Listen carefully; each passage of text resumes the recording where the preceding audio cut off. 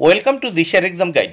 প্রিয় সপ্তম শ্রেণীর পরীক্ষার্থী বন্ধুরা, তোমাদের জন্য এই ভিডিওটিতে আমি আলোচনা করতে চলেছি সপ্তম শ্রেণীর তৃতীয় পর্যায়ক্রমিক মূল্যায়নপত্র 2024 সালের থার্ড ইউনিট টেস্টের প্রশ্নপত্র নিয়ে এই ভিডিওটি সপ্তম শ্রেণীর পরীক্ষার্থীদের জন্য তৈরি করেছি। অবশ্যই দেখে নিতে হবে। বিষয় সংস্কৃত, পূর্ণমান 70, সম্পূর্ণ সিসিই পদ্ধতি অনুসরণ করে প্রশ্নপত্রটি তৈরি হয়েছে। সময় 2 ঘন্টা 30 মিনিট। প্রথমে এক দাগে বলেছে, দেবনাগরী ভাষায় তোমার পাঠ্যপুস্তকের যে কোনো কবিতার প্রথম 4 লাইন লেখো। তাহলে এখানে সংস্কৃত ভাষায় লিখতে হবে 4 লাইন কবিতা, এর জন্য 10 মার্ক বরাদ্দ। 2 দাগে বলেছে সন্ধি বিচ্ছেদ করো। দেখো তৃষ্ণার্ত, এখানে 10টি প্রশ্ন উত্তর করতে হবে, 10 মার্ক। 10টি সন্ধি বিচ্ছেদ করতে হবে। তৃষ্ণার্ত, কুত্রাপি, কিঞ্চিত, ক্লেশনাপি, তথাপি, তস্যামি, কশ্চিৎ, তন্মাংস খণ্ডম, ইতস্তত। এখানে আমরা দেখছি 1, 2, 3, 4, 5, 6, 7, 8, 9, 10, এই 10টি সন্ধি বিচ্ছেদ তোমাদের করতে হবে, 10 মার্ক। এবার 3 দাগে বাংলায় অর্থ লেখো 10টি। এগুলো আমি করে দিয়েছি, তোমরা দেখে নাও। 10 মার্ক, প্রত্যেকটি প্রশ্নের জন্য 1 মার্ক করে বরাদ্দ। যেমন শশক মানে খরগোশ, বিহগা পাখিগুলি, 3 ভবনম মানে বাড়ি, 4 চক্ষুষা মানে চোখে, 5 রবি করই মানে সূর্যকিরণ, 6 নদী মানে নদী বা প্রবাহিনী, আর 7 ভূপতে মানে মাটিতে পতিত, 8 কবিনাম দেখো মানে কবিরা বা কবিগুলি এখানে। তারপর দেখো 9 যদ্যপি মানে যদিও, 10 সূর্যোদয় মানে সূর্য উদিত হওয়া, 11 নয়নম মানে চোখে, এবং 12তে আমরা দেখছি ঋষয় মানে মুনির।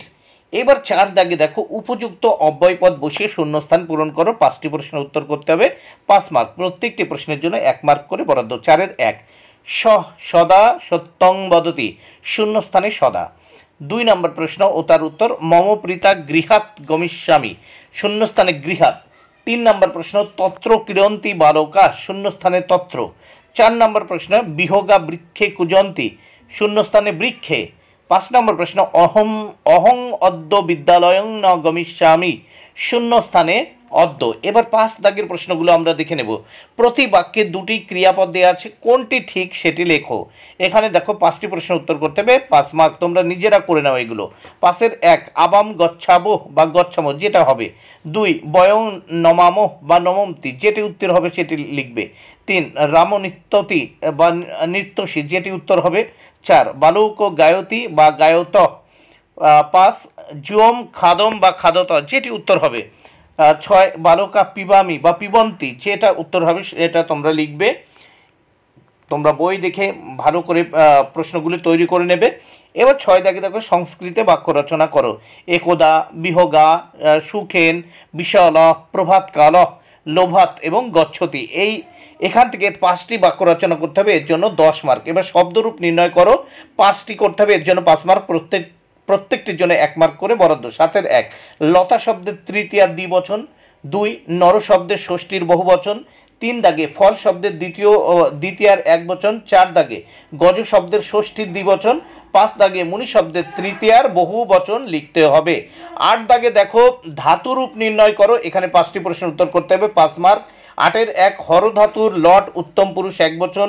2 পথ ধাতুর লিট মধ্যম পুরুষ বহুবচন। 3 ইস ধাতুর লট উত্তম পুরুষ একবচন। এবং 4 দাগে দেখো বদ ধাতুর লট মধ্যম পুরুষ দ্বিবচন।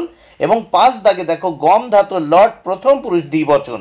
এবার 9 দাগে দেখো সংস্কৃতে অনুবাদ করো। সংস্কৃতে অনুবাদ করতে হবে 5টি, এখানে 7টি দেওয়া আছে, 5টি করতে হবে, এর জন্য 10 মার্ক।